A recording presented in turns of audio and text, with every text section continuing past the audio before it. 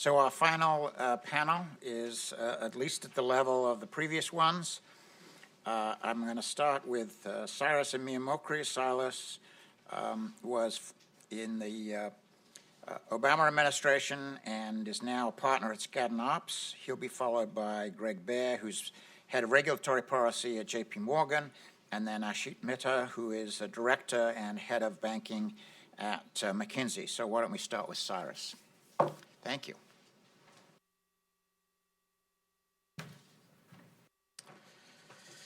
Thanks very much, Martin, and thank you everyone at Brookings for hosting this. It's been a fantastic day. Really privileged to be here. I thought maybe what I'd do is, kind of like Peter Fisher, I will take a very broad view of the future of the financial system. I was recently at a conference where I was talking to a couple of asset managers, and one of the things they said about, we were visiting some high technology site in another country.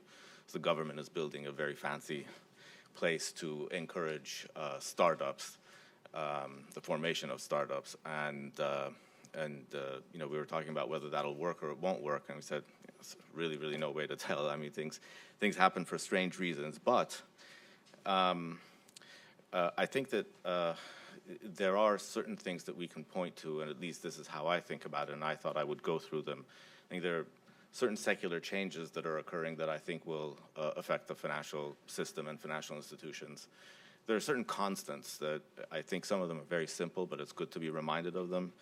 And last, we shouldn't forget that we have affirmative choices in every generation to make, both to adapt to the secular changes and also maybe manage some of the constants. So let me go through these really quickly. In terms of the secular changes, I'll point to three. I think one, perhaps the most, in many ways, the most obvious one is technology. And it's one of my favorite examples of how to think about technology is the 1975 amendments to the Securities Exchange Act, which mandated a national market system. And I think it would be fair to say that when Congress enacted those amendments, little did they think that 30, 40 years later, proximity of a computer server to the actual exchange would be a very significant regulatory issue. I mean, the nature of transformation in trading, you're all familiar with the high frequency trading and algorithmic trading debates, has just been extraordinary. But even more than that, when you look throughout the business of financial institutions, you see that in every corner, emerging technology, and folks in Silicon Valley and elsewhere like to call it disruptive technology, seems to be making its mark. In the asset management business, there are apps that purport to give you advice on or give you information about the history of stock performance and what might be an ideal portfolio given your risk appetite and what you already hold and how much money you have.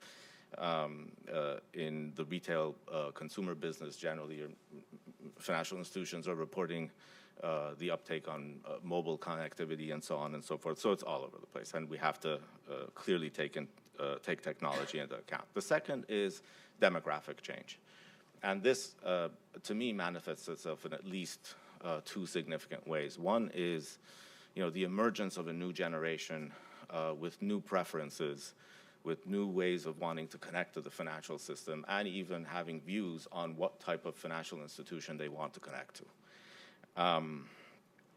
I think it's far from clear where this is all headed, and much of that depends on how financial institutions respond to this demand. It depends on how strong the demand is, but I don't think we can overlook it. The second component of the second factor is just retirement needs. And this is not something that's unique to the United States. Japan, China, Russia, Western Europe, United States all have an increasing aging population issue to consider. And it's not just the number of people, but also the extension of life. So biotechnology is probably going to make lives longer and the quality better. And how do you think about that? How do We think in terms of investment, in terms of managing investments, growth, so on and so forth. I heard this secondhand, so I don't know if I can make a proper attribution, but someone said that it's entirely possible that the first person to reach the age of 150 has already been born. And so when you think about it that way, then how a financial system and financial institutions manage their obligations becomes very important. The final thing is obviously globalization. And globalization in the early days of Bretton Woods certainly had a much more constricted definition than what it is now. I mean, now we have to deal with phenomena like migration, mass migration, whether it's climate change, whether it's civil war, failed states, what have you, but also many, many common interests.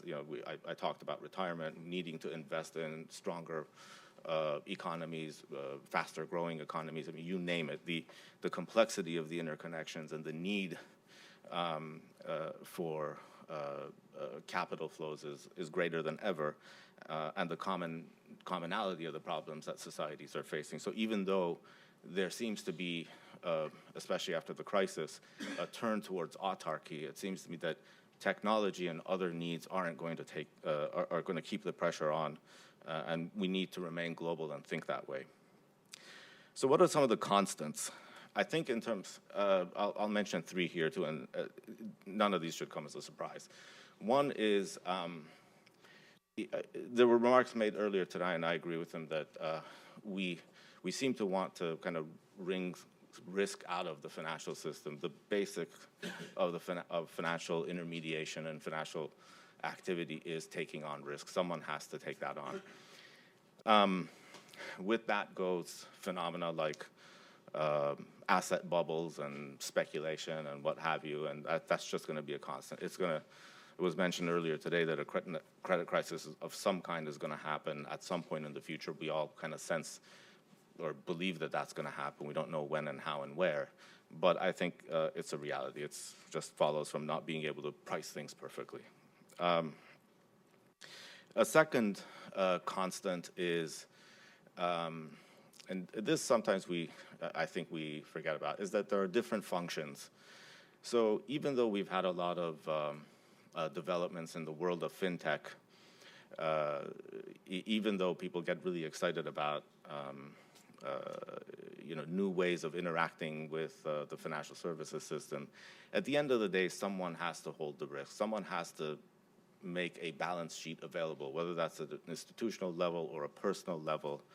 I think Peter Fisher was talking about that in a sense when he was talking about how the volatility mismatch has to be dealt with. You have liabilities on one side, assets on the other, and you try to, but risk has to sit somewhere.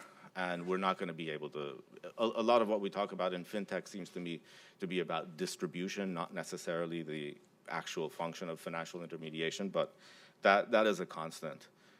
As forms change, as forms of financial intermediaries change, it may be harder to keep track of, and I'll get to that in a minute, but we should always remember that. And the final thing is, I think, an attribute of the human condition, which is fraud, negligence, things like that aren't going to go away. And as they apply to, just think about it in terms of the expansion of technology and the improvement of technology, we're going to have to develop systems that'll be better able to detect fraud of kinds that we haven't seen before, but also of mistake. In the past few years, you've all, read in the paper reports about, exchanges going dark for 10 minutes or 5 minutes or what have you. A flash crash in 2010, a flash crash in October of last year. These are kind of minor forms of it. There could be really devastating forms of it. So that constant now appears in a new context, and that's something that our financial system and financial institutions need to be really prepared for. And that leads me to a discussion of choices. And again, there are many ways to think about the financial system and financial institutions, but I want to leave you with a couple of thoughts, especially as we are witnessing what may be a real technological revolution in financial services. And that is, we could, first of all, consumers have a lot of choices to make. I mean, just an example of that is, as much as big data, for instance, can help consumers have access to different products, learn more about themselves, customize things better for their purposes. There's always the issue of privacy and how much does an institution know about me? How much can it predict about what I like? And are people comfortable with that? So those are one set of choices.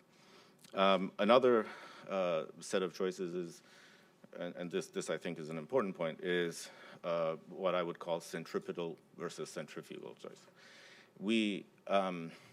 One of the things that in the aftermath of the financial crisis we tried to do was to make sure that we had a regulatory system that had a view into every corner of financial services. We wanted to know more about the shadow banking system, defined in my in my personal dictionary, as institutions that aren't formally under the traditional safety and soundness regulation of banking.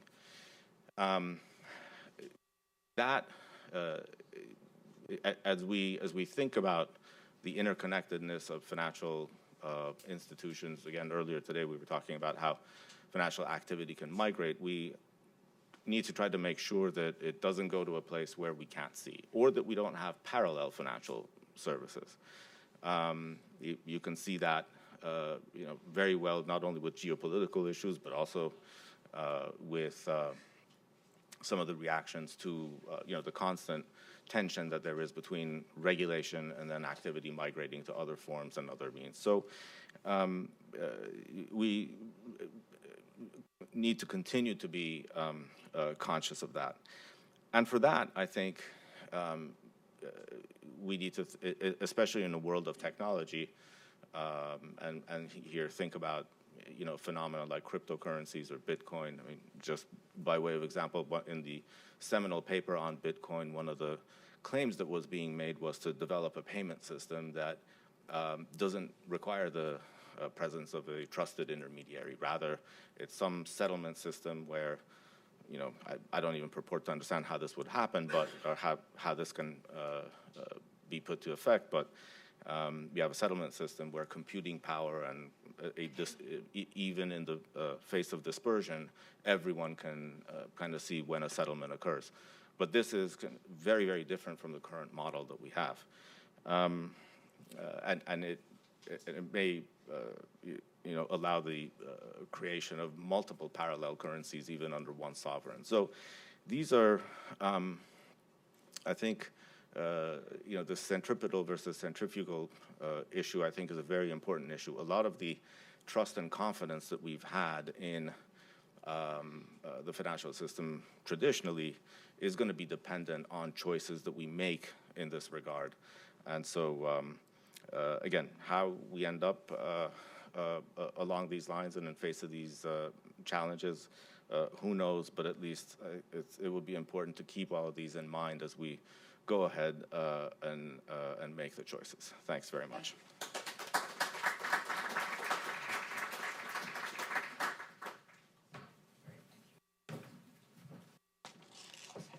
Okay, thank you very much.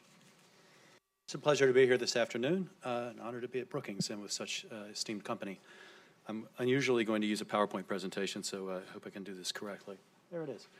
I think the first panel today did a terrific job of framing out that we are in very interesting times, both in terms of financial markets and financial markets regulation, with a lot of very interesting trends going on, and with regulation playing some role in that. So what I'm going to try to do is illustrate some of those trends, quite literally, because I have pretty pictures to do that.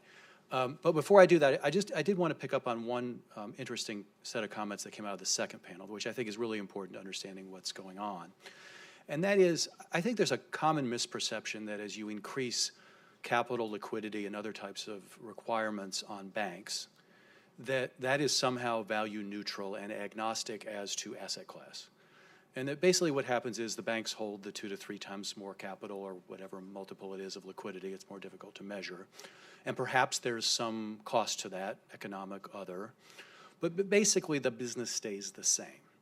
And I think what the second panel began to get at, and I think I will get at more, is that that's just incorrect. That a phrase you hear a lot when bankers are talking to investors and analysts that you don't hear so much in the policy world is binding constraint. You know, what's the binding constraint for your business? And what firms do is they take these costs, capital, liquidity, and they allocate them out to the businesses, which someone was mentioning on the last panel, and they make them earn that back. And to the extent they can't earn that back, then they don't do that business anymore. And there are multiples of examples of this, some of which I'll show you, or they shrink the businesses. So for example, if you impose a leverage ratio capital requirement and make that binding on some folks, well, that tends to disfavor low-risk assets because all assets are presumed to hold the same risk and carry the same capital.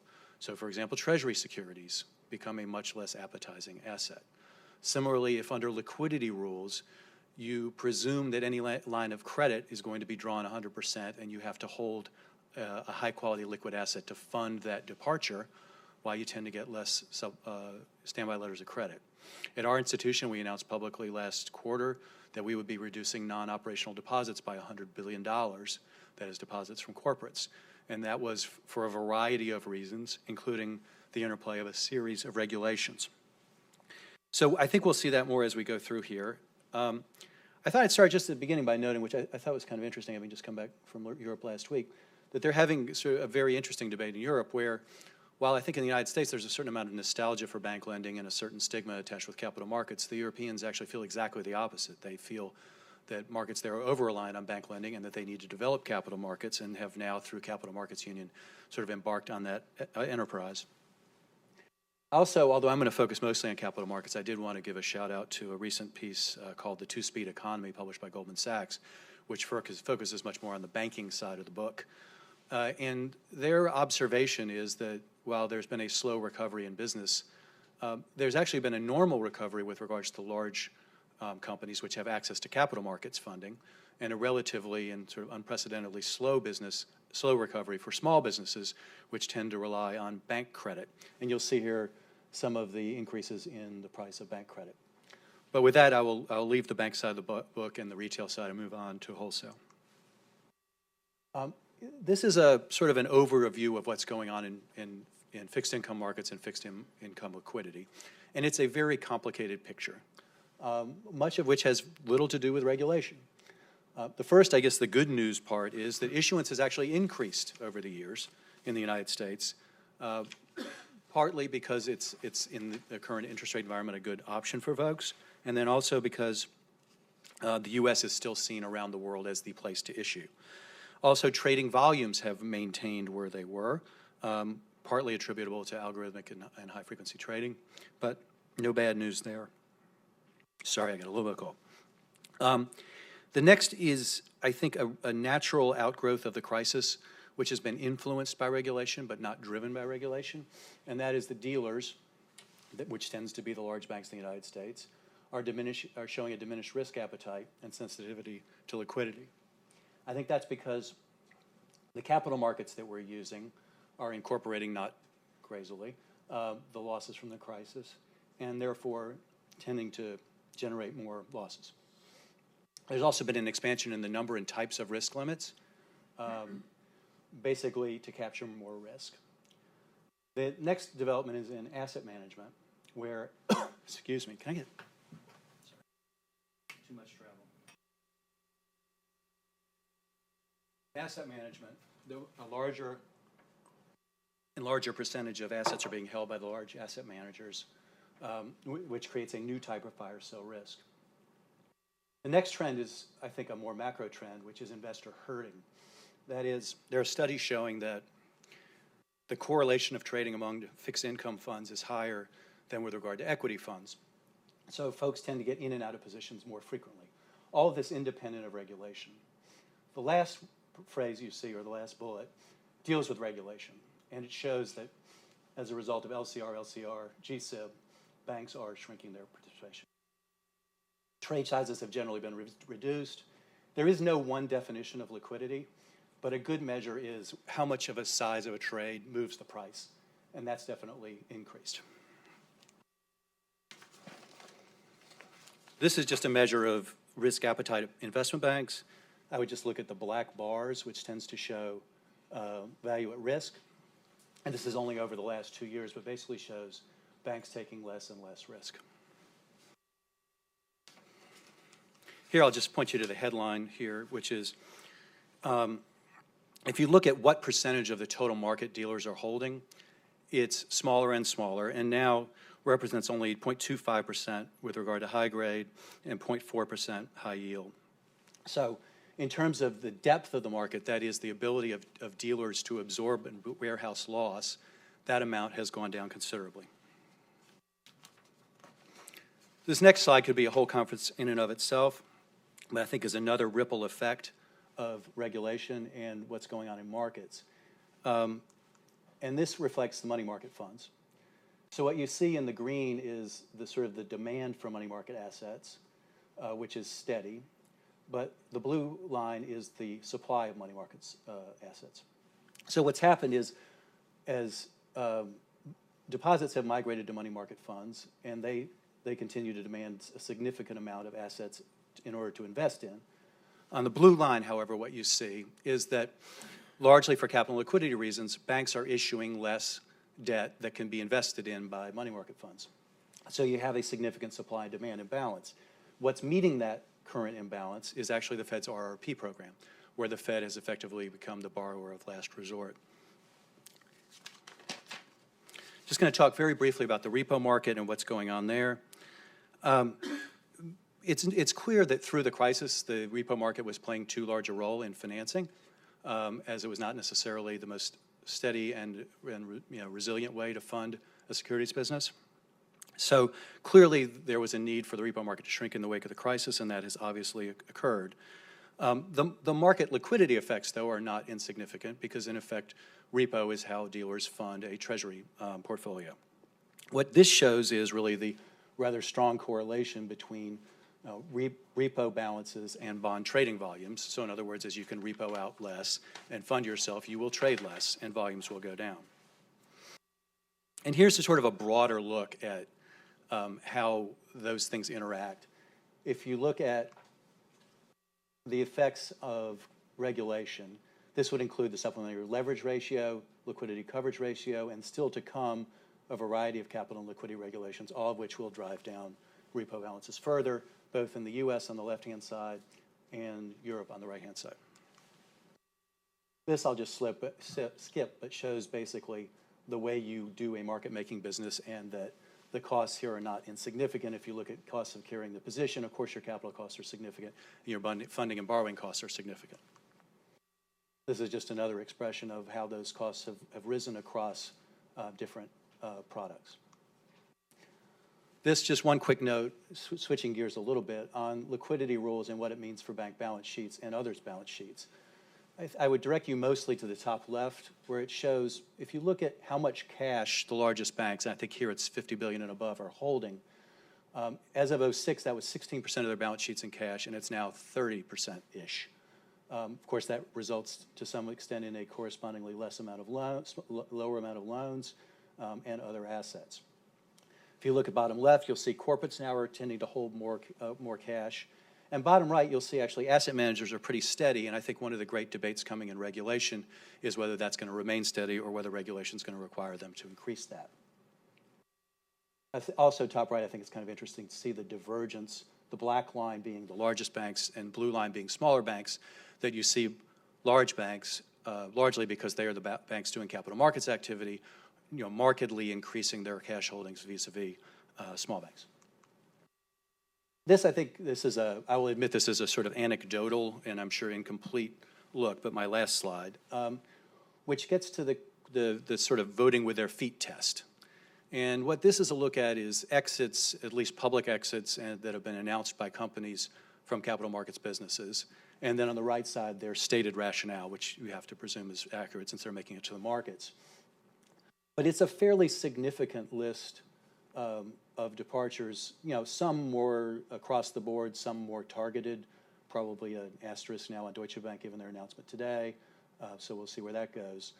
But I think it's fair to say, and I think this came up in one of the earlier panels, that there is certainly a regulatory push, probably more so in Europe than here even, but to rationalize some of these businesses and get out of some of these businesses.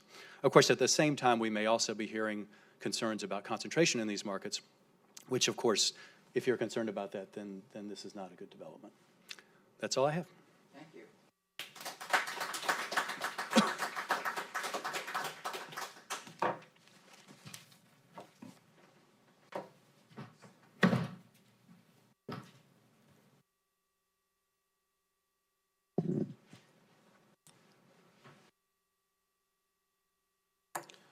Okay, last, I recognize that it's me and then the panel, then we're all off, so I'll try to be quick. But thank you very much, Martin and Brookings, for hosting us, and it's quite an honor to be a part of this panel. What I'll try to do in this presentation is try to summarize or just build on what the previous panelists have spoken and try to tie things together. And the frame I'll use, and I think we talked about this essentially, was, how do we have a safe and sound banking system and do that without too many unintended consequences? And I think a lot of the conversation we talked about earlier around that, access to credit coming down for a set of retail customers. Tom talked about the difficulty in what he's going to see in the commercial paper market or derivatives netting as some of the unintended consequences. So let's just frame those out for the conversation afterwards. But let's see if I can figure out how to use this. I'll just put this quote up as a backdrop before I start from two illustrious leaders in our country, and let you read those. But let's focus on whether the industry has become safer or sounder. And this shows total Tier 1 capital in the U.S. banking industry. So clearly, from an increase in capital perspective, there's no doubt that the industry is safer. Great ability to withstand pretty significant losses in a stress situation. So we should feel good about that. But is it sounder? And this shows what is the bank's cost of equity, return on equity versus cost of equity. And you see for the last several years, it's been quite a bit below the cost of equity.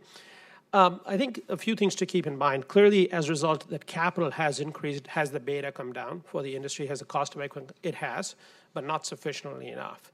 And this is part of the presentation. We're just talking about how banks have done them. We're talking about what the unmitigated or unmanaged outcome could have been because of new regulations, and then what do we see on the customer lens.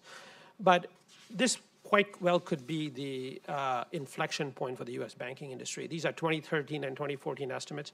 I think what we'll see when the final 2014 analysis is done, which we'll have done about the next week or so, would show that 2014 was actually a year of record profitability for the U.S. banking industry in terms of absolute dollars of profits and returns close to the cost of equity, but not quite yet at the cost of equity, is the early read of the analysis that we've done. Significant variability by banks, absolutely. But getting to the point of a sound banking system, but not yet one there. Having said that, and we've heard a lot of things earlier today about all the problems with the industry, but this might be an inflection point for at least the U.S. banking industry. I don't think that's true in Western Europe, where I think there's still a lot of headwinds. But I think if you feel that the worst of the fines, et cetera, are behind, that a lot of the regulatory and compliance burden money has been invested, and while there's more to do, there's probably some opportunity to streamline those investments. You could see a situation where, at least as an overall industry, we could get to returns some point soon that equal or are greater than the cost of equity in the U.S. Like I said, not true globally. There's also this question of does size matter or not, and given the burdens of compliance, et cetera. And what you see over here are returns that are pretty much all over the place, not that correlated to size. The interesting thing, and Martin asked me about this last week, is that we've heard a lot about the compliance costs being quite crippling on the smaller banks. and at least for some of the smaller banks I looked at, which are just here as dot points, that have done quite well, have quite differentiated business model. They do have a unique value proposition. They focus on a certain segment, and they do that extremely well, which allows them to earn excess returns. But a fairly undifferentiated business model, small bank, compliance pressures, hard to make the economics work.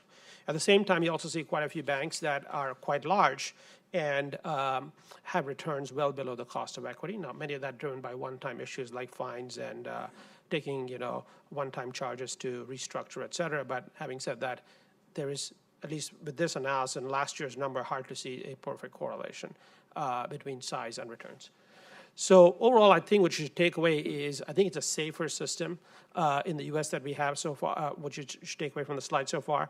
And on soundness, not quite there, but if you believe what I think could happen in the future, we may be getting over there. Now, here's what, if banks had done nothing, what would have been the impact of regulation? So you take a look at the historical ROE of 11 to 12%, and you add the different costs posed by, RW increases, increase in capital ratios, et cetera, you get to an ROE after Basel III of a little over 8%, which would be definitely below the cost of equity, even with the higher capital standards. I think you get an equity cost for the U.S. banking industry somewhere between 9.5%, maybe closer to 10, based on the business model the bank has. So why is it that banks, we are already starting to see earned returns above this? They certainly had to make a set of choices about what businesses they want to be in. I think we heard that earlier. They're exiting, they're shrinking, they're not serving certain segments. Greg put forth the balance sheet earlier. Here's a little more granularity on it. This is bank balance sheets as of the fourth quarter of 2013. Right, and some pretty important differences that you see. And I would focus on the numbers in parentheses, the percentages, because those are the changes from where they were over time versus, I think, 4 years ago, versus 2007. The first is on the liability side. If you take a look at the equity, has gone up dramatically, 85%. So typically that would be something that would bring returns down. The other thing I would say is commercial paper. We've talked about that. And the funding using that has gone down dramatically as well. You're seeing that. And then you look at the asset side, here's what are some of the other things you're seeing. They're holding less corporate bonds in inventory, 30% less. And mortgages have come down by about 10% what they hold on balance sheet. So you're starting to see some real significant differences in what banks are holding on their balance sheet directly related to the kind of business they're willing to do versus what they used to do pre-crisis. So that is certainly one of the ways they've managed to start working on how to make a business model, an economic model that makes sense in this regulatory environment. And these are some of the consequences that we're seeing playing out with the end customers, whether they be corporate, small business, or retail customers. Okay, let's take a look at the customer view, which this is a bit of a complicated chart, so let me explain this to you. What we have done is taken the U.S. and broken it up into 5 different customer segments.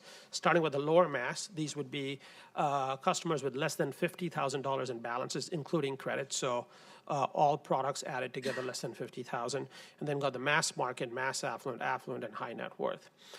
And then what you see on the top is what are their total balances per household, as well as in the dark blue, what is the total profitability they generate per household.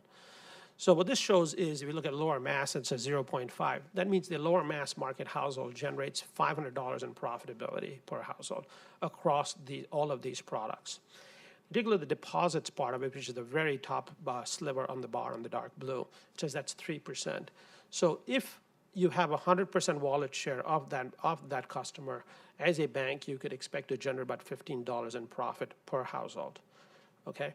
And you can see how those numbers change. So the first thing you should take away is that the profit that banks make or financial service providers make with the lower mass and the mass is a lot more on the credit side. While as you get richer, it moves more towards deposits and even investments. Not surprising. This has a whole bunch of consequences. And you take a look at some of the regulations, what impact it's had. You clearly see a lot of lending, once again, because that's where the profitability is in the lower mass and the mass going out of the banking industry. Because attackers see that as that's where the money is, and they're willing to serve that. But you don't see that much on the deposit side. No surprise, not a lot of profit over there.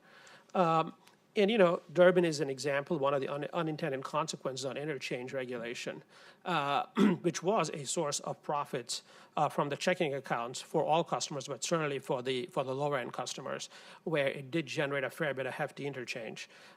Clearly, the merchants were not happy about it, and they didn't think they should bear that burden. And as soon as that subsidy went away, what you really see now is that amongst the large national banks, if you see that second row there, free checking has essentially gone away.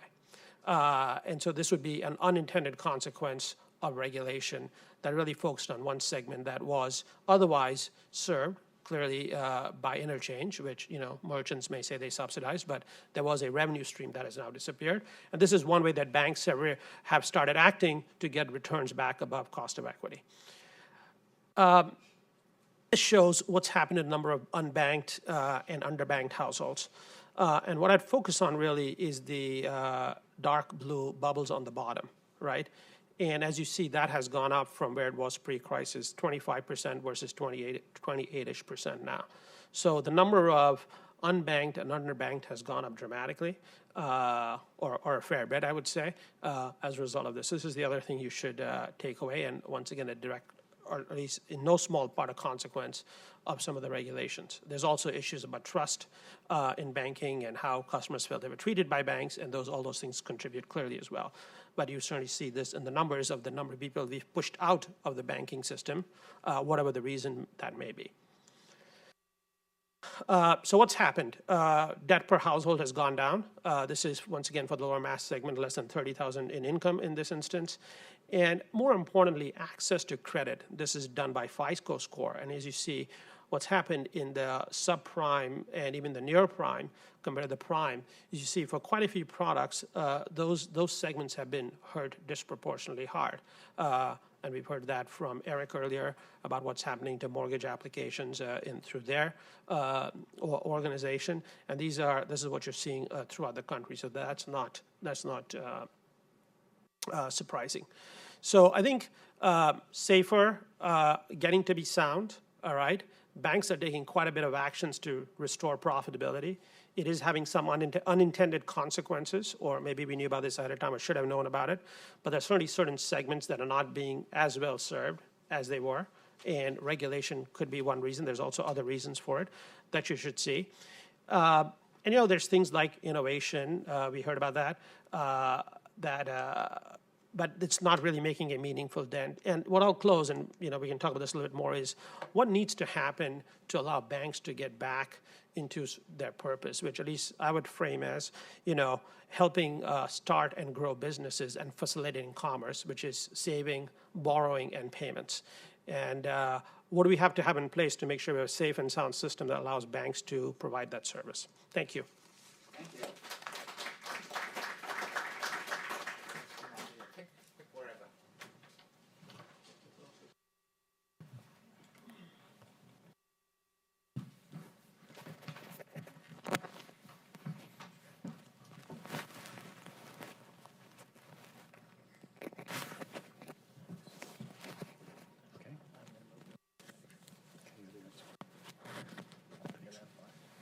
Well, thank you all. I thought that was terrific. I'm not going to follow Doug's lead and insult my panel, but say I thought they were a great panel. Cyrus, let me wait a second or two before everybody settles. Let me ask you, you were fairly integrally involved in at least aspects of Dodd-Frank, or the Treasury white paper that led up to Dodd-Frank, together with several of our mutual friends. Have the consequences been what you hoped they would be, or not? In many ways, yes. So we started with the transition white paper, proposed legislation. When you step back, here are the things that we tried to achieve. One was to create a safer financial system. And in that respect, just picking up on the couple of presentations we just heard right now, there's much more capital in the system. So that was an important both aspiration, and that has happened. We also wanted to put together basically a framework through which we could resolve large financial institutions if we went into trouble. And we have certainly put that together. We also wanted to create a regulatory structure that would bring all the regulators together so that we would have a view of the entire financial system and not have it be disjointed. We have certainly achieved that. We wanted better consumer protection, and we have an agency that's doing that. That said, the legislation is complicated, the subject matter is complicated, and I think the way I would put it is regulation needs to be dynamic, and I think that you've heard people like Secretary Geithner and Secretary Liu say this as well, which is regulation is not just something you do at a certain moment in time and then you wash your hands and you say, okay, we're done. You constantly have to reevaluate. Nobody's clairvoyant, and you have to go through the exercises that Greg and others were suggesting.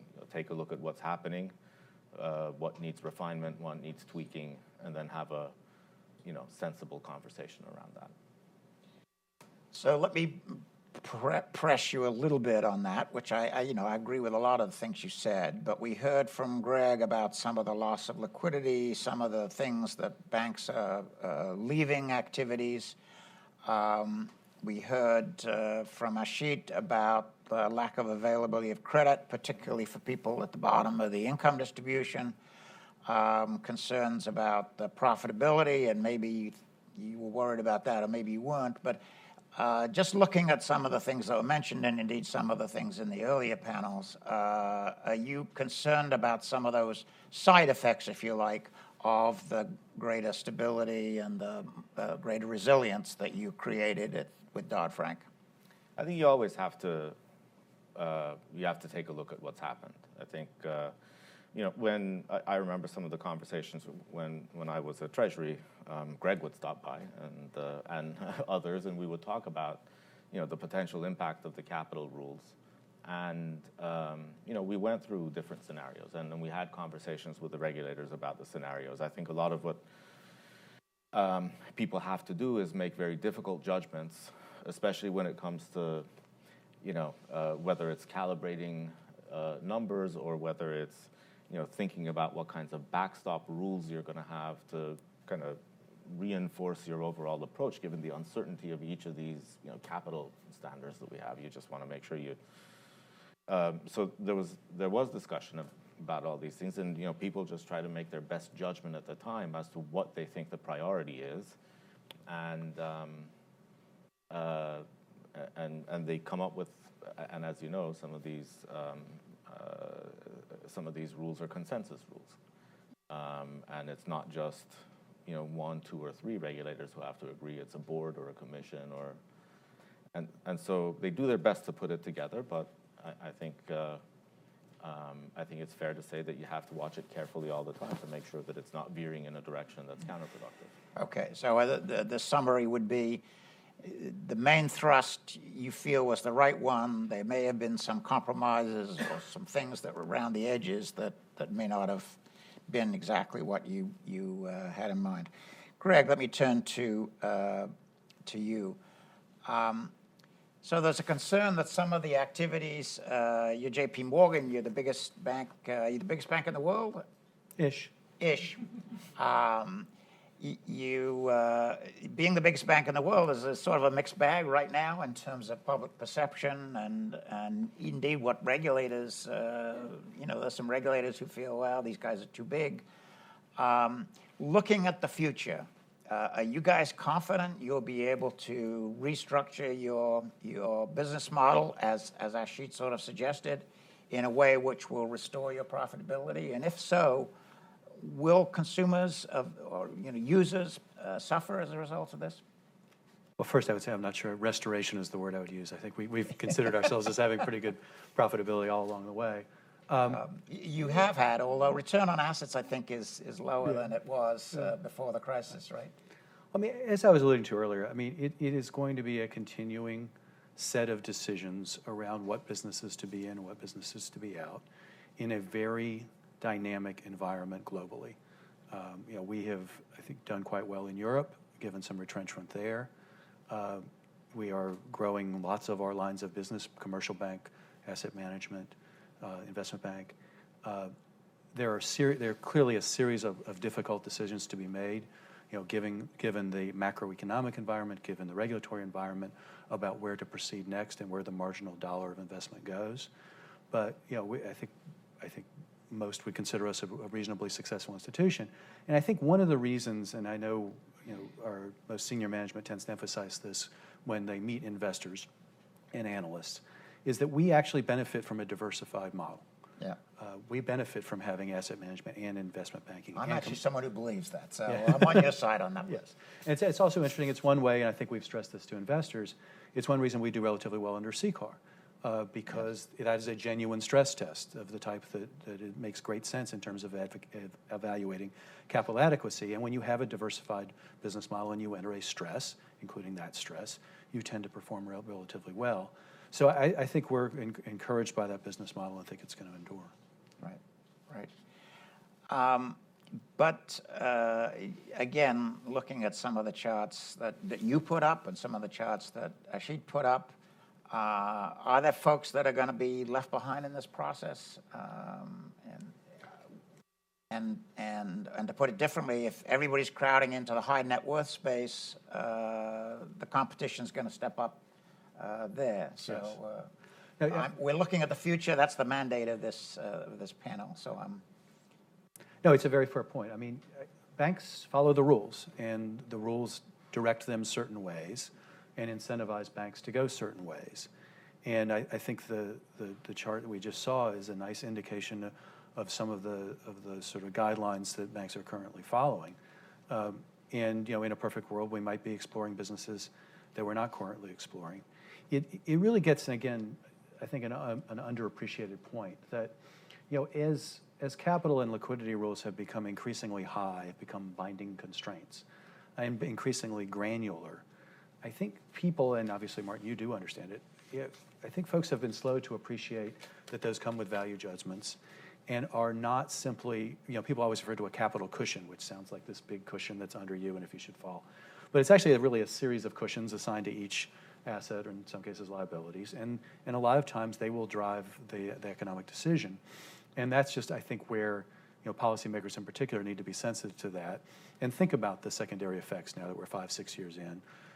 It was an interesting discussion earlier when they talked about how difficult it is to do a cost-benefit analysis. And I think at the macro level that is certainly true. Next financial crisis against maybe more economic growth, that's very difficult. But at this stage, I don't know that it's as hard to do if you actually think about it asset by asset. If you say subprime loan, what are all the capital requirements for that? What are all the liquidity requirements? What's the cost of making that loan? And what do we think it should be? Similarly, if it's a trading asset, what are all the capital requirements, the liquidity requirements, the margin requirements? And then how do you feel at the end of the day about the risks and rewards of that set of incentives? So presumably putting words in your mouth, making subprime loans is fine as long as you price them correctly for the risks that are involved in those. Price and capitalize, sure. Capitalize them. Yeah. Can I turn to you, Ashit? There was a comment made earlier, made this morning, about how Silicon Valley wants to take over the payments system. And Rajan said, if that happens, what's going to happen to the profitability? Among other things he said, it's going to undermine the profitability of the banking system. And as we were talking at lunch, David Wessel mentioned this to me. So what? If I'm a citizen and the payment system moves to Silicon Valley companies, am I better off or am I worse off? Is this... Looking at the future, do you think this is going to happen, and how is it going to affect the banking sector that's been in place here, the thing that we've been mostly talking about? First of all, it's difficult to disagree that we should not allow for more customer choice and innovation. So I think that's a good thing, and that's part of capitalist economy, and we like that stuff. Yeah. If you take a look at a lot of the payments innovation, though, so far, most of it has been riding on bank rails, whether it be the credit card rails or the ACH rails. The funding still starts with a bank account, and the borrowing still, for the most part, ends up in a bank account. So banks still have a very valuable role to play in that. So, I think for the most part you see that. And it's also a two-sided market. You need the merchant and the customer, and so those things take a while to take off. So I think it's a good thing, not a bad thing. I think there are certain things like Bitcoin that could be quite disruptive, where it is a different rail that is riding. It's a completely different technology. It has its own issues in terms of price volatility and things like that. But the underlying security protocol is something that you could see being adopted. But I think there will be a shakeout over the next quite a few years. I think many of the startups, by definition, won't make it. A few will succeed. And I think the question is, will the credit card networks, the ACH network, the banks, the Fed's also doing this faster payments thing, does that help the banks get back in the game? So you're seeing a lot of countervailing forces back and forth, and I think it's going to be something that we're going to wait and see. But at least I personally, there's not a McKinsey & Company, but there's a personal view of mine. I think banks will have a very valuable role going forward. It may be a different role, but it'll be still a very valuable role.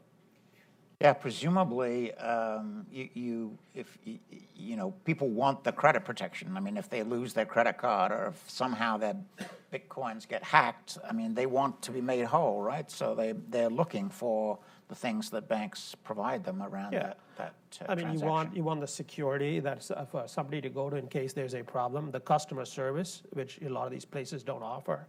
Obviously, the FDIC protection that comes at least on the savings side. So there's a whole host of things, and then think about other things that people worry about, cyber risk. God forbid your account gets hacked into. Is a startup going to necessarily stand behind you, or would you rather have a major financial institution backed by the U.S. government? So there's a lot of customer behavior issues and psychology that you also need to take into account. Let me turn back to you, Cyrus, and again, pushing people towards the sort of what's the future of banking or the financial sector. You've all sort of already laid out some changes, but can you elaborate a little bit? You mentioned the forces, the technology, the demographics. So what's the financial sector going to look like? Are we going to have bigger banks, smaller banks, different kinds of institutions? How are some of these changes actually going to affect the sector that we look at? I wish I knew.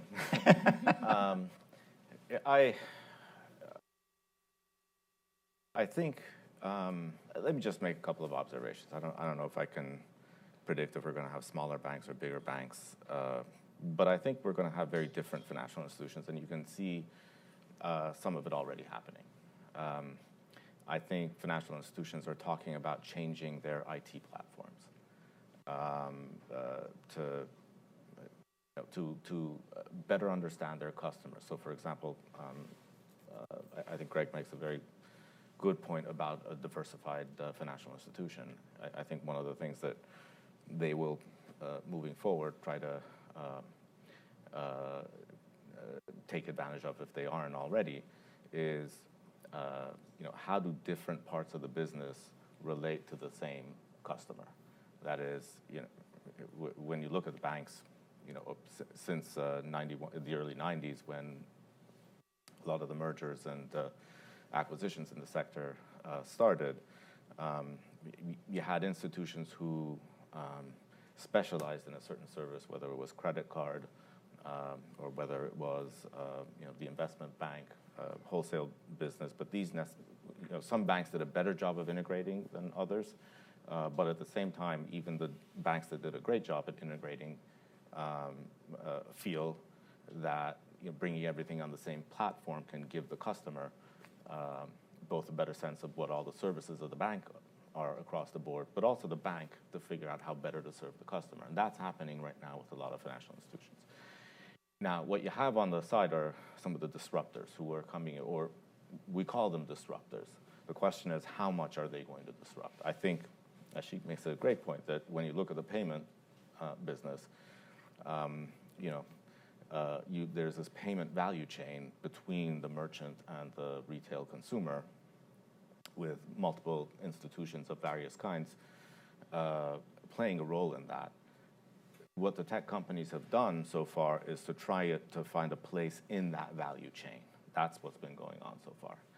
And so when you think about that's why in my remarks I talked about this being more a phenomenon of distribution or maybe services rather than displacing the balance sheet of the financial institution or the credit extension of the financial institution. So to me, the very interesting question is going to be, with these technology companies, is are they going to be in the distribution or, let's say, third-party vendor?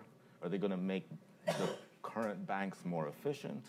Or are they going to come up with alternative ways of setting up financial institutions? And I think that's the interesting question that both banks will be focused on, but also importantly regulators. Because if you're now talking about, let's talk your high-tech startup, coming up with a balance sheet and taking in funding from whoever they've taken funding from, and then lending out against that funding directly, now you're talking about a financial institution, and you're talking about a different ballgame than if you were talking about just a distribution mechanism. So that's, I think, the very interesting question. So there's no question that their technology is going to change financial institutions and how they do business, and how people interact with the financial institution. But the question is, are they going to actually displace the intermediation functions? So J.P. Morgan is probably the most successful universal bank. So is that the future? You guys feel happy about that? That's the right place to be? This is going to be a silly question for you, I know. But how would you see a large universal bank developing over the next 10 years, 15 years? Yeah, it's interesting, and maybe I'll bring in a little bit of the global perspective here too. I mean, we sort of talk about banks kind of interchangeably, large banks, medium-sized banks, small banks, when really there is some very different businesses being engaged in. And it's in the U.S., it's really the universal banks, really there are three, plus two trading banks predominantly, right, which are doing the capital markets activity. Right.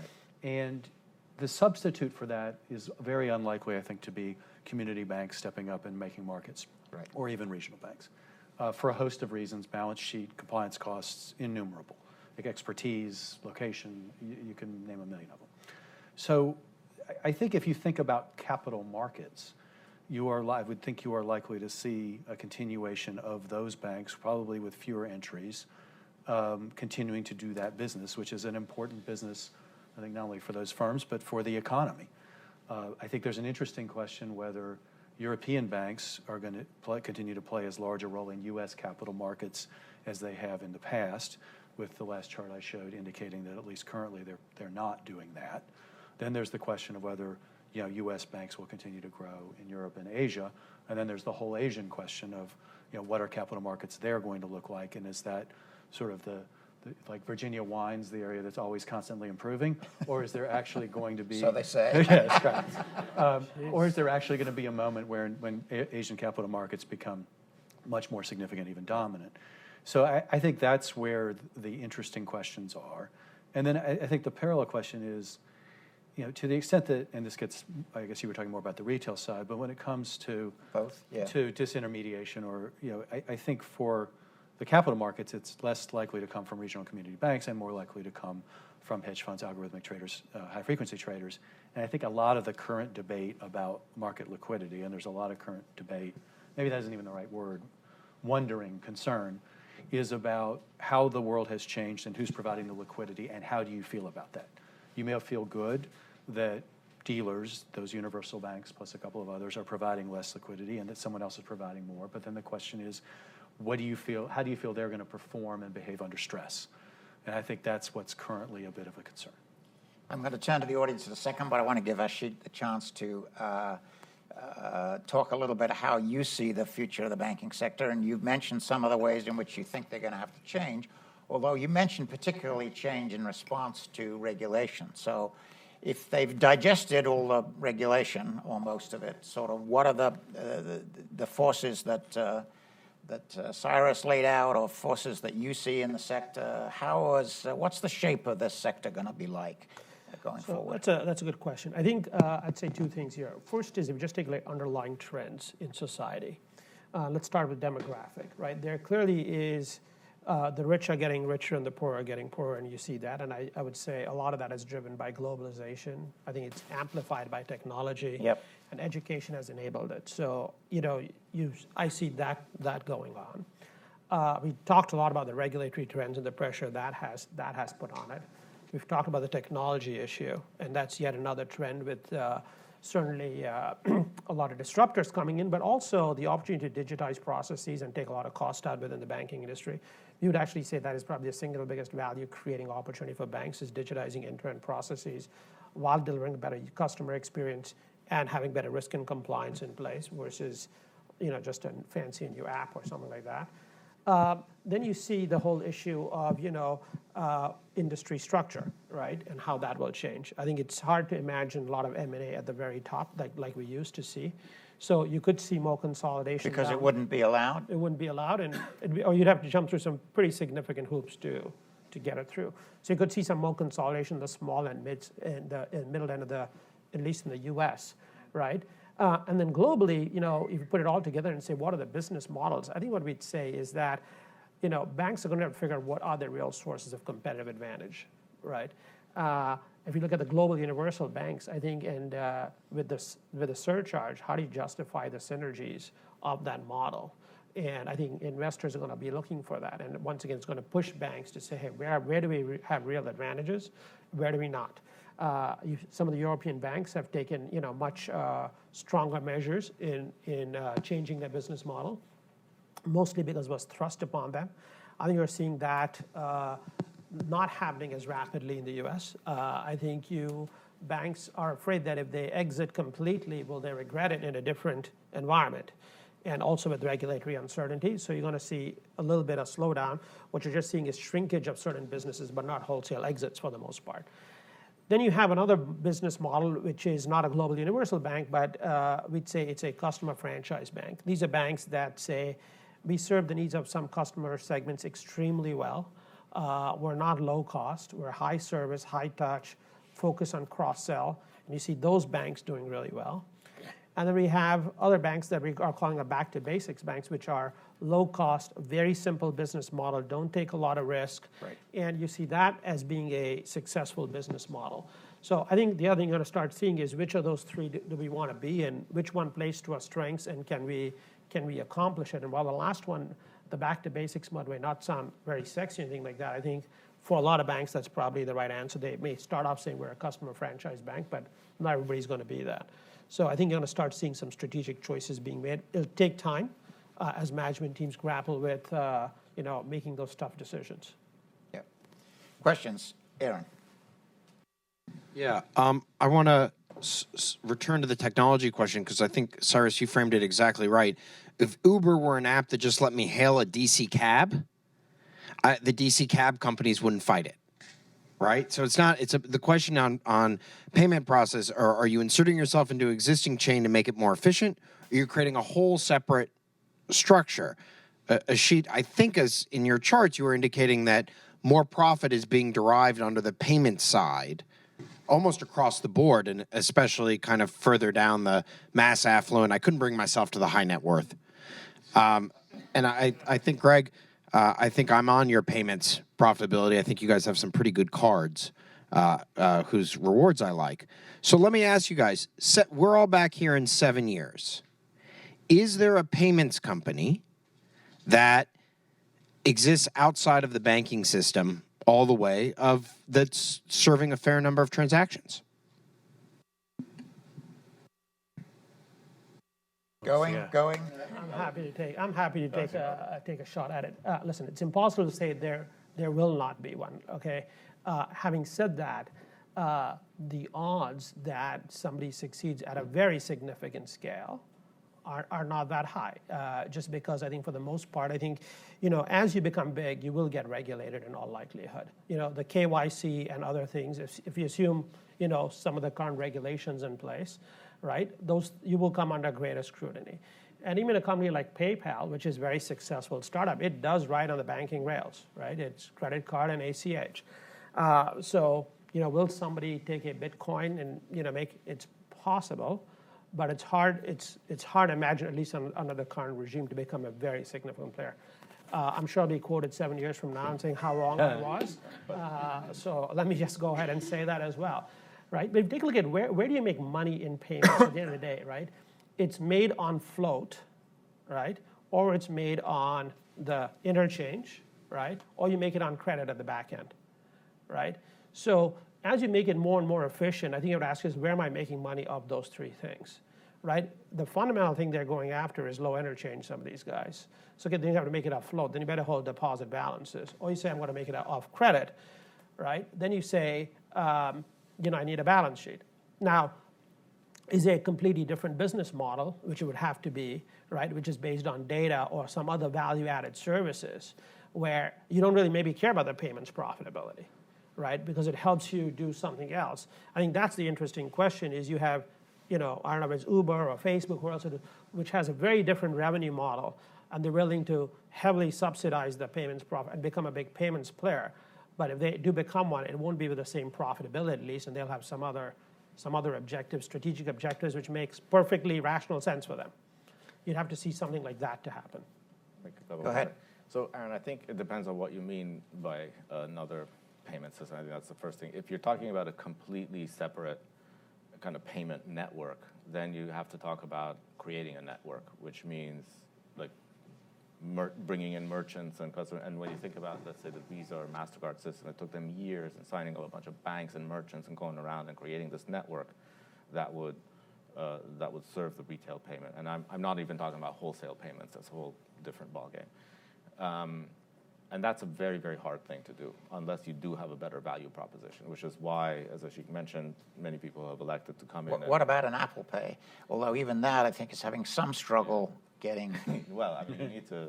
And here's the second point that I was going to make. Sorry. It's one, but what goes exactly to your point, which is it's one thing to provide the rails. It's another to provide the unsecured credit. And Greg's institution does that. And it's really the deal between Greg's institution and the merchant bank that allows the payment guarantee to the merchant. That's what draws them in the first place. So you need to put in a very elaborate structure of balance sheet, credit provision, touch with the consumer, and then on the other side, touch with the merchant to bring this whole thing together. And so Apple Pay would be kind of a part of it, but unless they themselves are willing to extend credit and become a bank, then they need to rely on Greg and his competitors. Right. Fair enough. Yes, question there. Just wait for the mic a second.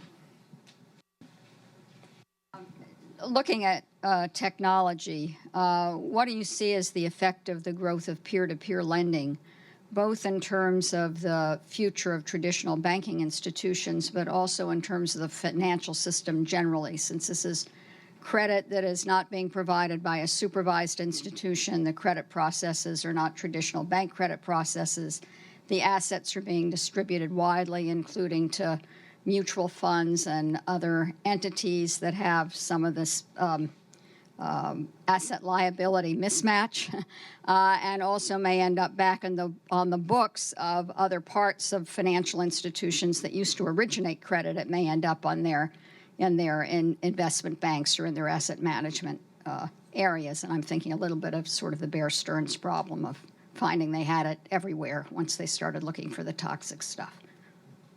Do you want to take No, I can stab defer at to the that? consultant. Numerous peer-to-peer lending clients, I'll bet. Listen, I think it's certainly a very interesting technology. I think you're seeing a high growth, but at the end of the day, it's still pretty small.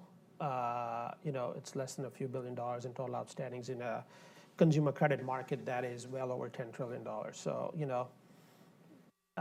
is it something that if you're a bank you worry about? No, you look at it, you follow it closely, and you decide what you will do. But I don't think anybody's going to jump in a big way. I think it's Let me interrupt you a little bit on that, though, because I talked to the CEO of Lending Club, and he was on vacation looking at just running through his bank statements, and he saw that statement from his bank saying if he ran an overdraft or if he had a credit card, they would charge him 18% return. And then he looked at the money he had deposited in his account, and they were paying him like 0.08% return. And he said, this is ridiculous. And he started Lending Club, and they're basically sort of creaming, I think, yeah. because the banks will charge 18%, but there are quite a lot of people who are not that risky, and they can get the money at 4 or 5% from a Lending Club or 6%, and people can invest money and earn a lot more than the 0.08% that they get from their bank. So I agree it's small, but isn't it something that No, listen, could be quite disruptive? There's a clear value proposition there. That's why you're seeing pickup on both the investor side, the lender, as well as the borrower. And so you're seeing that, and you're seeing high growth. There's no doubt about it, right?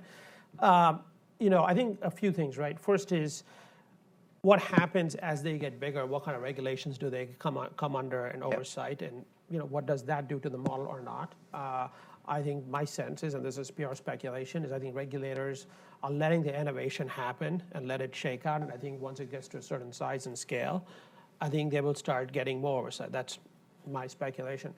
I think the other thing is also, these institutions, have been through, at least most of their growth has come in a fairly benign credit cycle. What happens to those models when there is real stress? And how will customers feel about that when the 0.08 feels really, really good compared to the negative 100, right? Yes. And how do you feel about that? So, I think people are also, I don't think the lenders necessarily are taking into account the risk. And I think for the most part, people are getting small amounts of money in there. It's part of their portfolio. It's kind of, so I think that's what you see. But listen, I think those are the kind of disruptions, along with payments, wealth management we didn't talk about, but you have the Betterments, the wealth fronts who are doing that stuff, that are going after different pockets. And I think it's great to see this innovation. Let's see how it shakes out. I think it's good for the customer. Are you worried about these innovations or these disruptors? I mean, always is the correct answer. Although I would say, and this gets back, I think, to the partial repeal of Glass-Steagall we were talking about earlier, I mean, banks really are structured and incentivized and funded to make loans like this. And I think to your point about what happens under stress is that when a bank is making loans like this, they have access to a stable deposit base, FDIC insured, that will remain there as a way to fund these types of loans, through the cycle. And that's a pretty powerful advantage, I would think, in that market. And the other thing is the peer-to-peer lenders have different business models. So some of them are just pure distributors, or they have significant distribution arm. So you may have read in the news recently that both in the UK and the US, some of the peer-to-peer lenders have formed partnerships with larger financial institutions, where the larger financial institution, as I understand it, makes the balance sheet available, and the peer-to-peer lender then then distributes it into neighborhoods where the larger financial institution doesn't necessarily have a presence. So I think there are many ways that these innovators, we'll call them disruptors, whatever, can complement the existing financial institutions. As Ashik was saying, the interesting thing is to see at what point would they scale up and go out on their own, and that's a completely different regulatory environment for them. Okay, we had one last question at the back there. Can you make it reasonably short? I know you've been at various Brookings Institution events before, so Sure. fairly short, please. Yes, Hans Roger VB. The question is chiefly directed to Mr. Baer. However, the views of the entire panel will be welcomed. And that is the fourth point, or the fourth element or line item you refer to, and that is the increase in herding amongst the investors. And I take you back to May of 2013. I guess the question I wish to pose to you is, what are the implications going forward for the industry? Do we shoot first and then ask questions later, which have implications on the liquidity part? And perhaps I should stop there. So yes, in fact, the question simply put is the implications, across the markets of that herd mentality when people withdraw their support. Sure. I think herding is an important concern currently. I think there are really two different origins of it. One, which is sort of more on the macro side, is that there's been a noticeable trend towards herding, really because of the sort of heavy impact of central bank decision-making around macro on investment decisions. So that has tended, I think most market observers would say, to put more and more people on the same side of the trade, all reacting in the same way to a large macro event, as opposed to a series of more minor and disparate micro events. That's something I think that will pass over time, and that will not always be the case. The other, and I think more nuanced and more regulatory-focused concern I would have about herding is that, to the extent, we haven't really talked about it a lot today. I mean, we have, on the one hand, fully risk-based internal models used by banks to measure their risk. You have, on the other end of the spectrum, you have the leverage ratio, which effectively says all assets have the same risk. You have now coming in something called the standardized approach, which is attempts to be the benefits of risk, but with some of the benefits of leverage, but really is more akin probably to leverage than true risk-based internal modeling, but is really a government set of criteria for making a decision about how much capital should be held. And to the extent that you have that, that will inevitably herd banks and others to whom it applies into the same types of assets, because those are the ones that receive the lower risk weights. Some of that probably already going on. But as capital and liquidity requirements become more and more the binding constraint and tend to drive capital allocation, which actually means capital decisions or credit decisions or market-making decisions, I think over time as that happens, one of the downsides of that is that you will see more herding and you will see more firms getting into the same assets. Thank you. I'd like to thank our panel, just a terrific panel. I'd like to thank the audience and our web audience as well that's watching this. Thank you very much. Thank you.